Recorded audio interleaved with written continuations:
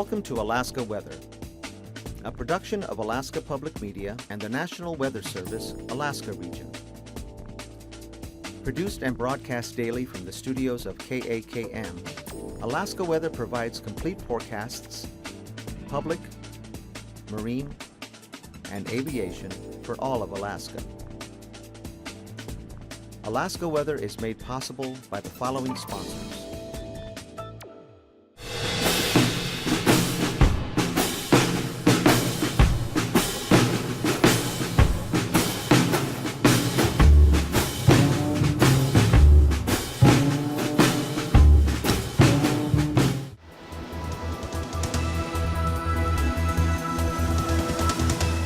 The National Weather Service. Good evening and welcome to Alaska Weather. I'm Sam Albanese from the National Weather Service. And to start with today's weather, we do have a flood warning for the Chena River until Saturday early afternoon. We also have a flood advisory for the Salcha until tomorrow afternoon. So the rainfall that's been occurring up into the Tanana Valley and that eastern interior has been resulting in some significant rises on the rivers there. And now we'll take a look at our fire danger. And ironically, as you would expect, the fire danger that had been extreme in this area of the state is now down to pretty manageable levels. It's not even at the high level. We still do have some fire concerns down in the Copper River Basin over into the Matanuska-Susitna Valley and even portions of the Anchorage hillside where the fire danger is still a little bit on the high side. Up into the upper Yukon Valley still have some high fire danger there. The interior portions of the Kenai Peninsula and up into northwestern Alaska. But generally speaking, things have toned down quite a bit on the fire danger scenario. Taking a look at our satellite imagery to see what's going on. As we put this loop in motion, we do have this low pressure system that's impacted the Aleutian Islands, and here's the frontal boundary. Basically, more of a rainmaker than anything, and nothing real significant with the storm. It's a pretty weak storm. As I put the loop in motion again, and you can't really see it, but there's high pressure over this eastern Bering Sea to the north central Bering Sea, and there was actually a lot of clear conditions in there, although as typical with high pressure over the Bering Sea in the month of June, there were also some fog issues. Taking a look at the satellite imagery over the state of Alaska, and the first thing we'll focus on is this low pressure area that's up into the eastern interior. This is the system that's produced anywhere from 1 to 3 inches of rainfall over the last 24 hours across this area. So while it's helped significantly with the fire situation that we had going on there with that 100 Mile Creek fire, it's also resulted in the flood concerns in that area. Putting the loop in motion, kind of see it's just basically sitting there. It's generating, there's enough lift with that it's generating rainfall. Now the next thing that I do want to focus on is the rain that we're expecting to move into the Copper River Basin in the south central region this weekend. This is what we call an easterly wave. It's coming out of this moisture that's currently over the British Columbia region. That's going to rotate on back across the area and cause moderate to heavy rainfall in those areas over about a 6 to 8 hour period. It's not particularly moving fast when it does that, and that will result in some rainfall for this coming solstice weekend. Now, on the map this morning, we did have generally cloudy conditions in southeast Alaska as the low pressure system as well to the south of them. Here's our low pressure system that's been sitting in the Gulf of Alaska. This was the system that came in at the beginning of the week. It's just been decaying in place and resulting in some isolated shower activity across the south central region on the coastal side of the mountains, as well as in the Cook Inlet area. And then with this trough that extends on up through southwestern Alaska, connecting on into that low that's over the interior that I was talking about, some showers were occurring along that trough. Also over this central interior, there were some thunderstorms occurring later in the afternoon associated with that, right on up into that upper Yukon Valley. Again, the rain was the real issue with this system, sitting in place, producing some moderate rainfall amounts. Anywhere from 1 to 3 inches were reported across stations in that eastern interior region of the state. Shifting our focus out to the western portion of the state, here's the high pressure in that north central Bering Sea. Generally clear conditions were prevalent underneath that high pressure system, although there was a band of clouds that came in right along the coast of the Yukon Delta near Nunivak Island. These were pretty low clouds, and there was actually some fog associated with that. Down to the Alaska Peninsula, generally cloudy conditions, and then out to the Aleutian Islands, the central and western Aleutian Islands, that system that we saw out there was generally producing rain and also some fog concerns as well. By tonight, that low pressure system really doesn't move much. There's a significant amount of warm air that's rotating on up with it. That'll increase the likelihood of more significant fog occurring across the area, rain spreading into the eastern Aleutian Islands and the Dutch Harbor area, persisting across the remainder of the central Aleutian Islands, and behind the low pressure system, generally showery conditions are what you can anticipate out there. In the Bering Sea itself, with the high pressure, the clouds are expected to fill in tonight. Expect some foggy conditions in the Pribilof Islands, along the coast of the Kuskokwim Delta to near Cape Newenham, and even over the St. Lawrence Island area. Clouds are going to be staying in that area, and expect some fog as well. Looking at the Gulf of Alaska, weak low pressure is persisting in the Gulf, really a non-issue for most of the state. Southeast Alaska, you're likely to see some rain in the southern panhandle associated with basically a weak trough from the low in the Yukon Territory and British Columbia, connecting up with this low pressure system in the southern Gulf of Alaska. Cloudy conditions along the North Gulf Coast. You may see an isolated shower or two along those areas. On the Alaska range itself, down towards Iliamna area, just north of Iliamna, expect some shower activity. There's a chance you may see a thunderstorm in that region as well. Up into the interior, we're going to see that low pressure system basically persisting there. The rainfall is going to become more showery, but there's also expect some isolated thunderstorm activity to persist into the evening hours there with those showers. And then up along the Arctic coast, high pressure up over the Arctic is basically pushing in clouds along the coast. May see some sprinkles or drizzles over the eastern Arctic coast. Fog is going to become an issue overnight tonight for much of the Arctic coast all the way on over to the western Arctic coast. Seward Peninsula, generally speaking, mostly cloudy, some breaks in that Norton Sound area as well as the Yukon Delta, and also in the Kotzebue Sound area, likely going to see some breaks in the clouds there. By Friday, we still have our low pressure system in the Gulf of Alaska weak, but it's moving towards southeast Alaska. That's going to start to, even though we have this weak ridge of high pressure over the panhandle, the onshore flow and the moisture associated with this low is going to spread some light rain into much of the panhandle during the day Friday. As we move on further north to the North Gulf Coast, showery conditions can be expected from Yakutat towards Prince William Sound. And then also, as that moisture is coming in from the east, expect showers in the Copper River Basin, eventually changing over to just pretty much steady state rain overnight Friday night, and that's going to continue to push to the west. Expect some thunderstorm activity, isolated thunderstorm activity along the Alaska Range, right on down into the Susitna Valley, as well as into the Tanana Valley and the upper Yukon Valley.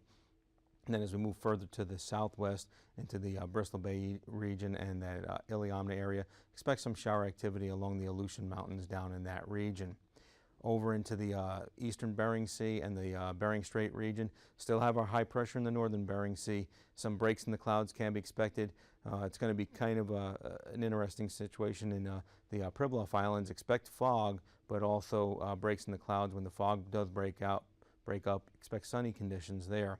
Generally sunny conditions over the Seward Peninsula and inland of the Seward Peninsula. Along the Arctic coast, expect low clouds and fog to be prevalent in the morning hours. As the day progresses and we get some daytime heating, the fog should lift up and see some breaks in the clouds there.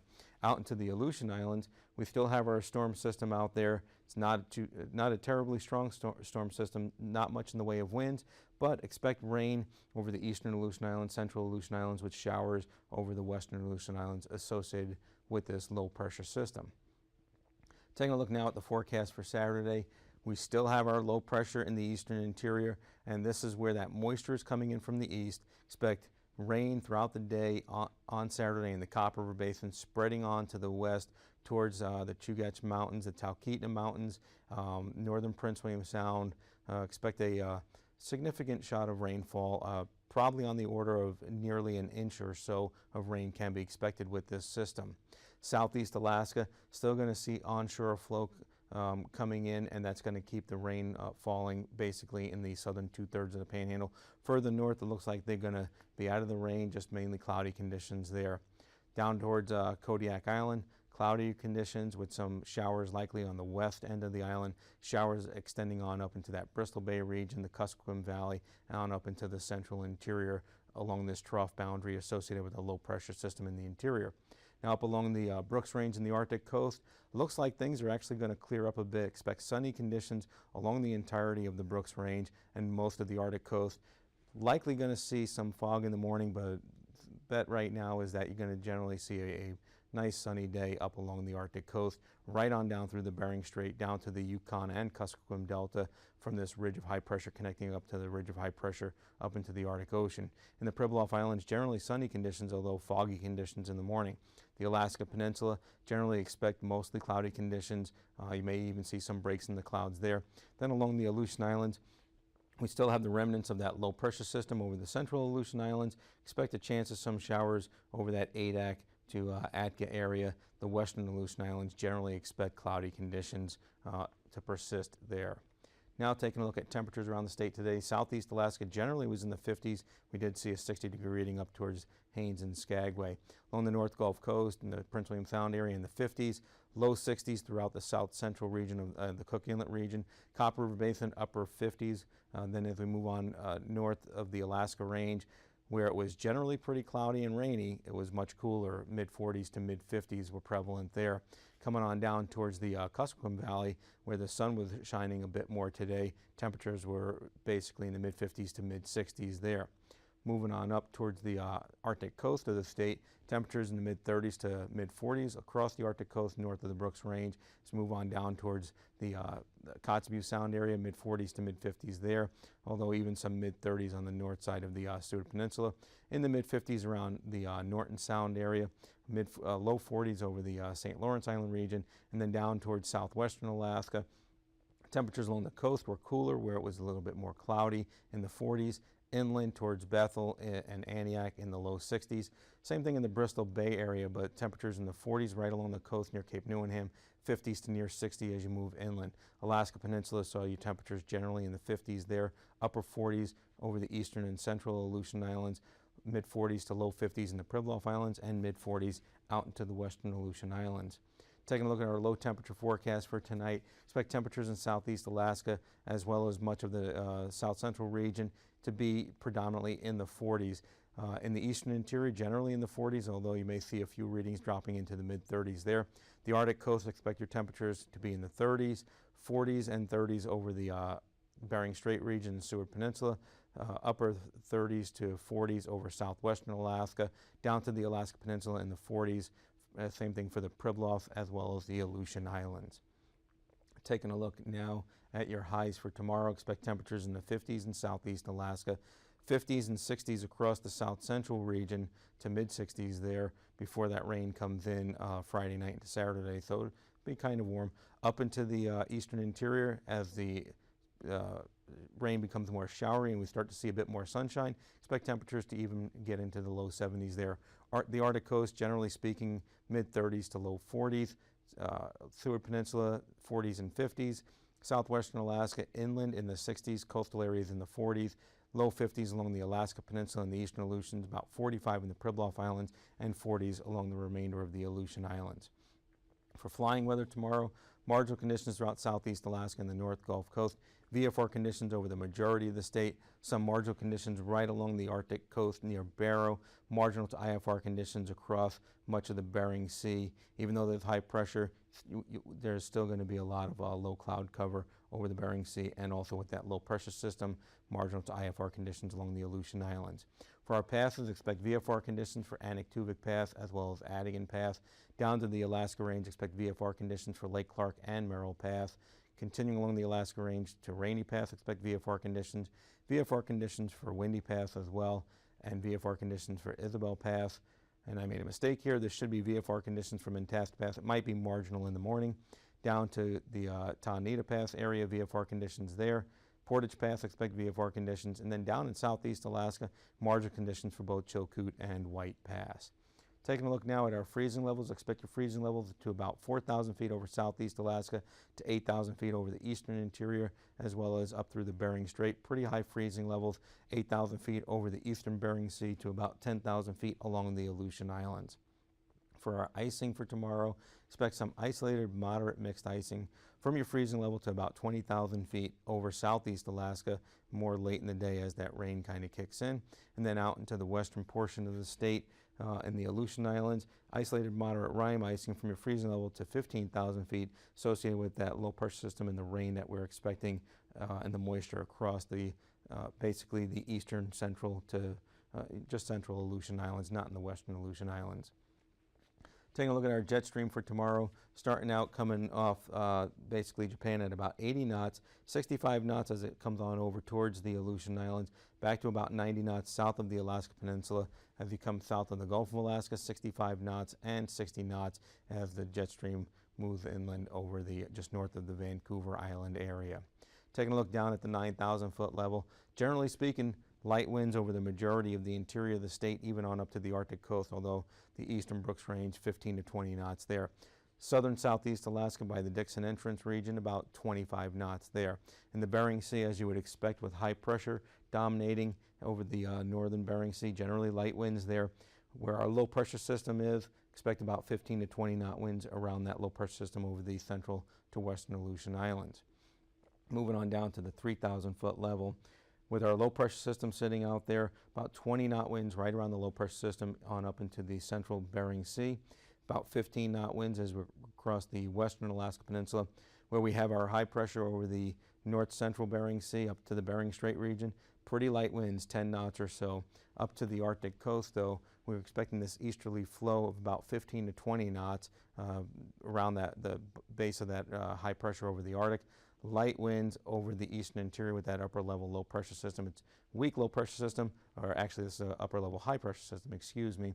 Weak light winds associated with that. 10 knots or so coming across Kodiak Island. Down in southeast Alaska, about 15 knot winds over much of the Panhandle, with about 25 knot winds coming across the Dixon Entrance region. And that takes us to our turbulence map.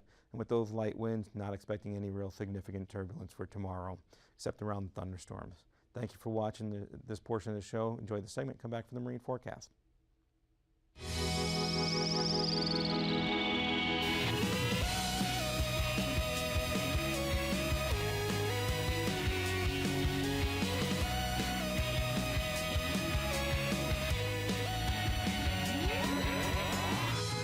The lost jewel in the Northern Crown. Welcome to Stargazers. I'm Dean Regas, astronomer from the Cincinnati Observatory. And I'm James Albury, director of the Kika Silva Plot Planetarium in Gainesville, Florida. This week we're going to show you one of the most exquisite little constellations in the summer sky. And it's easy to find if you have fairly dark skies and you're away from city lights and you use our old arc to Arcturus trick. What are we talking about? Let's show you. Okay, we've got our skies set up for this week between 9 and 10 p.m. your local time. If you look to the northwest, you'll find our old friend, the Big Dipper. Using our old trick of drawing an imaginary line following the arc of the Dipper's handle, we will arc to the closest bright star, Arcturus. Remember, arc to Arcturus? Then, instead of continuing that arc to speed on to Spica in the constellation Virgo, we'll simply hang a right at Arcturus and then look slightly east of it for the star Alphecca. Alphecca is not nearly as bright as Arcturus, but it's the brightest star in its part of the sky. Alphecca is the brightest star in a half circle of stars we call Corona Borealis, the Northern Crown. At this time of year, Corona Borealis is almost directly overhead between 9 and 10 p.m. The reason Alphecca is so much brighter than the other stars in the Crown is because it is so much closer to us. This star is only 75 light years away.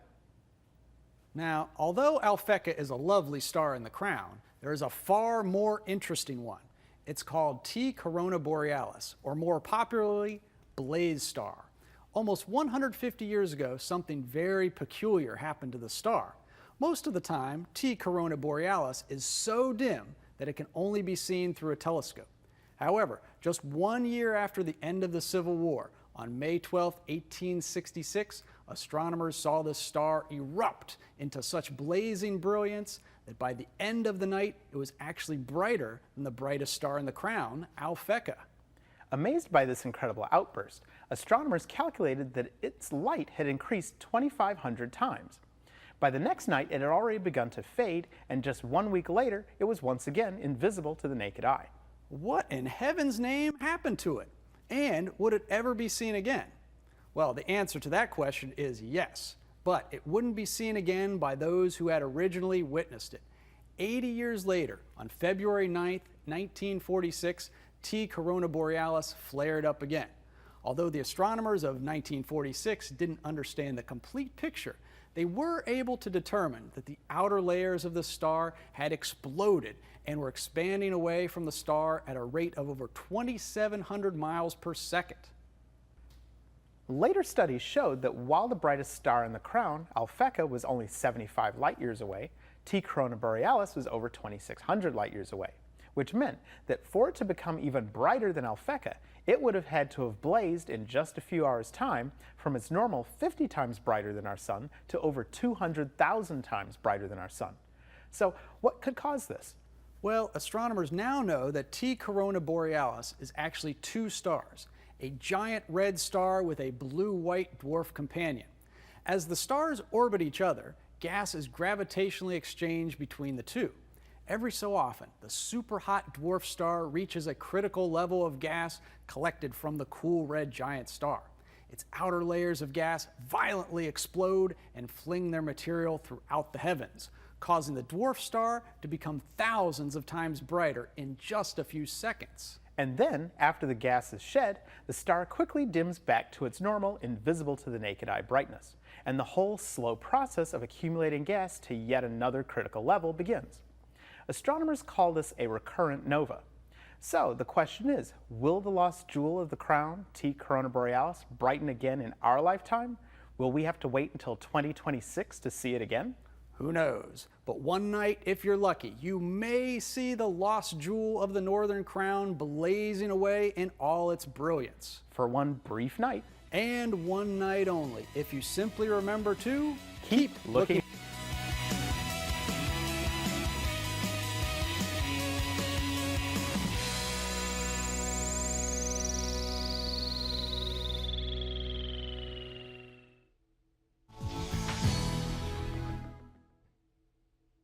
Welcome back, and let's get started with our marine forecast for Southeast Alaska for Friday. Expect your winds to be out of the southeast, 15 to 20 knots in the southern panhandle.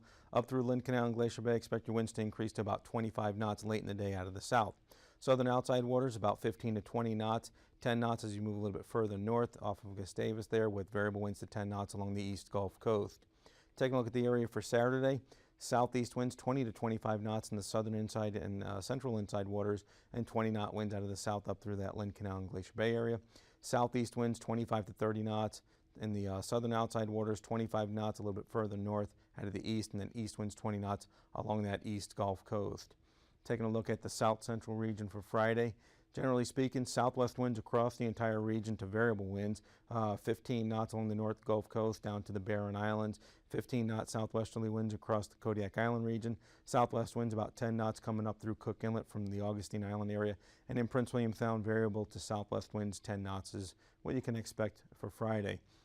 By Saturday, winds are going to become variable to east in Prince William Sound around 10 knots. Southeast winds about 15 knots along the North Gulf Coast to 20 knots as we get down towards the Barren Islands and the Augustine area. 10 to 15 knot winds across Kodiak Island to the Shelikof Strait region. And in Cook Inlet, expect some pretty good south winds in the afternoon, about 20 to 25 knots for both the northern and southern Cook Inlet area. Taking a look at the Alaska Peninsula on Friday, expect your winds to be out of the west, about 20 knots in the Bristol Bay area. Otherwise, variable winds 15 knots north of the Alaska Peninsula, variable winds 15 knots south of the eastern Alaska Peninsula, with winds out of the east about 15 knots south of the western Alaska Peninsula. Taking a look at the area for Saturday, expect your winds to drop off to about 15 knots in the Bristol Bay area, remaining out of the west. West winds south of the eastern Alaska Peninsula about 15 knots. And over the remainder of the Alaska Peninsula, expect northwest winds on both the north and south side of the peninsula at about 15 knots. Moving on out to the Aleutian Islands. In the eastern Aleutian Islands, expect your winds to be out of the east 15 knots from the Unalaska area right on over towards Nikolsky. In the Atka area to Adak, variable winds 10 to 15 knots can be expected there. Northeast winds 15 knots as we move on out towards the Amchitka area, with winds out of the north at about 15 knots over the western Aleutian Islands as you get out towards Shemya. By Saturday, expect your winds to be out of the northwest 15 knots out by Shemya, north winds 15 knots over that Amchitka area, and then as we move on back towards the to the east, 15 knot winds out of the east near the north side of the Aleutians from Atka to Adak, variable winds 10 knots to the south, east winds 15 knots over the eastern Aleutian Islands over the Dutch Harbor area as well as to, just west of Nikolsky. For your Bering Sea coastal waters, on Friday, generally pretty light winds, 15 knots out of the east across the Pribilof Islands. North winds to northwest winds, 15 knots in the Nunivak Island region. North winds 25 knots up into the St. Lawrence Island area, with winds out of the east to northeast, 15 knots in the St. Matthew Island region. Taking a look at the area for Saturday, expect your winds to be northwesterly about 20 knots over the St. Lawrence Island region. Variable winds 10 knots from the St. Matthew Island region to the north side of Nunivak Island. And then again, northwest winds 20 knots outside of Kuskokwim Bay. Light and variable winds around 10 knots over the Pribilof Islands. For the Arctic coastal waters on Friday, expect your winds outside of Kotzebue Sound to be about 15 knots out of the northwest. Off Cape Lisburne and Point Hope, northeast winds about 25 knots. Off Point Ley and Wainwright, expect your winds out of the east at 25 knots. East 20 knots off Barrow, and then 25 knots over by Prudhoe Bay, with northeast winds 15 knots as we get on out towards the Kaktovik area. By Saturday, expect your winds to be out of the east, 30 knots over by Kaktovik, 20 knots as we move on over towards Prudhoe Bay, 20 knots over by Barrow, and also to Point Ley and all out of the east. Then as we round the corner by Cape Lisburne, expect the winds to become north to northwest, 10 knots, and the same thing for outside of Kotzebue Sound, north-northwest winds at about 10 knots. For a recap, tonight we're going to see a continuation of the rain becoming more showery over that eastern interior. Do remember we have flood advisories and flood warnings out for this region for the Chena River as well as the Salcha. The warnings are for the Chena River, the advisories are for the Salcha. We're also going to likely see some isolated thunderstorm activity in the southern Kuskokwim Valley and just north of the Iliamna area, with some showers there. Generally cloudy conditions in southeast Alaska. Up along the Arctic coast, some foggy conditions might be expected up there. But we're out of time for the show this evening. Thank you for watching, and have a good evening. These forecasts are to be used for planning purposes only. Call 1-800-WX-BRIEF for a formal pre-flight briefing. Always file a flight plan before you go flying. The U.S. Coast Guard Auxiliary urges you to leave a float plan with a friend or the harbor master before you go boating. Alaska Weather is made possible by the following sponsors.